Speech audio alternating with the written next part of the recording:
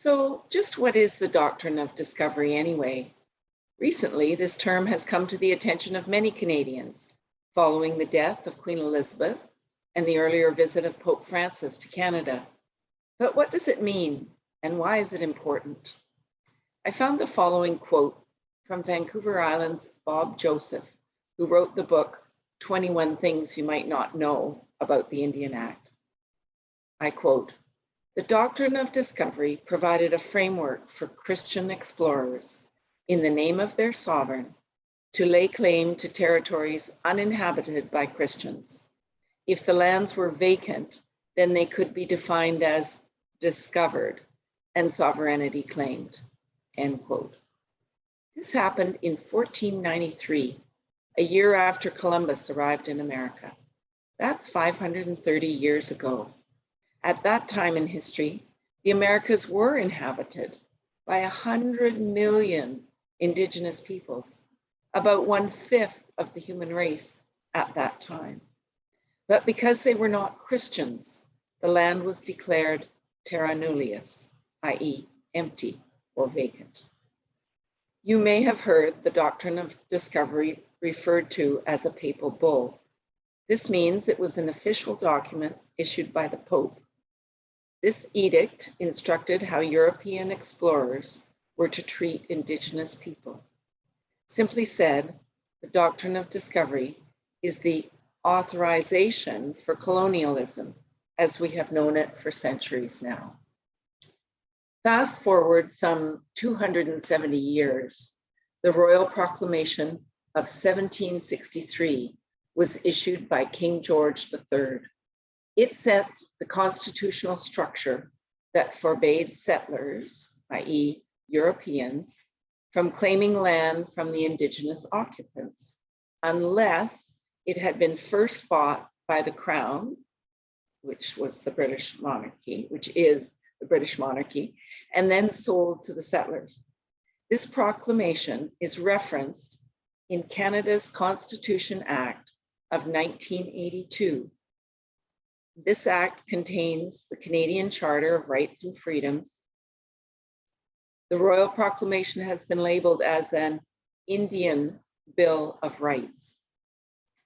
But if all this happened so long ago, why is the doctrine of discovery important today? It's because it has never been renounced by the Pope. It remains the basis for Canadian law and continues to impact Indigenous peoples. In response to the call to action number 47 of the Truth and Reconciliation Report from 2015, several Canadian churches have revoked the doctrine, but that has to happen at the highest level, i.e. the Pope. In January 2018, the Assembly of First Nations compiled an excellent 8-page statement entitled Dismantling the Doctrine of Discovery. I highly recommend looking this up. It does a fine job of covering many of these matters. Few of us were taught any of this in school, which is why it's somewhat mind-boggling some 50 or 60 years later for us. To lighten this a bit, I've chosen to turn to part of my story in this regard.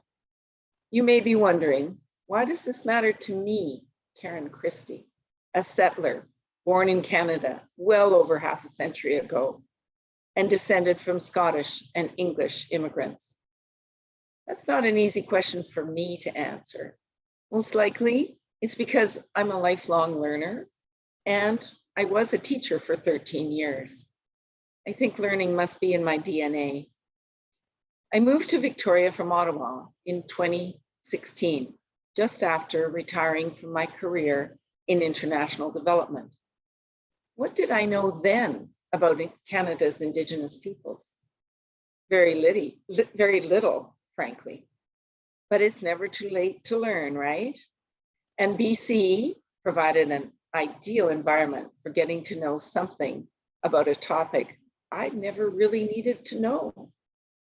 That last statement in itself is rather odd, isn't it? My learning began thanks to the Canadian Unitarian Council, the CUC. I give full credit to its social justice team that produces outstanding materials and opportunities on truth, healing, and reconciliation. It all started for me with the Indigenous Film Discussion Series. I offered to become a facilitator along with half a dozen other UUs in Victoria.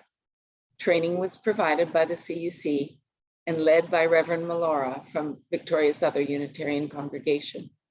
I learned a lot, especially about my own place of privilege.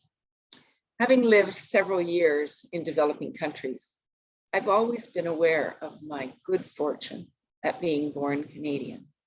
Within my own country, I also know that I'm well off. But was I ready to accept that I am intrinsically part of white supremacy? Apparently not. I've also felt that I'm not responsible for what my ancestors have done as they developed this fine country I call home. The term white supremacy was too much for me to take on. Maybe some of you can relate. I now get it though. My awareness has been raised. I'm more comfortable with the term white privilege, which I accept unequivocally. And I've learned to recognize my white fragility.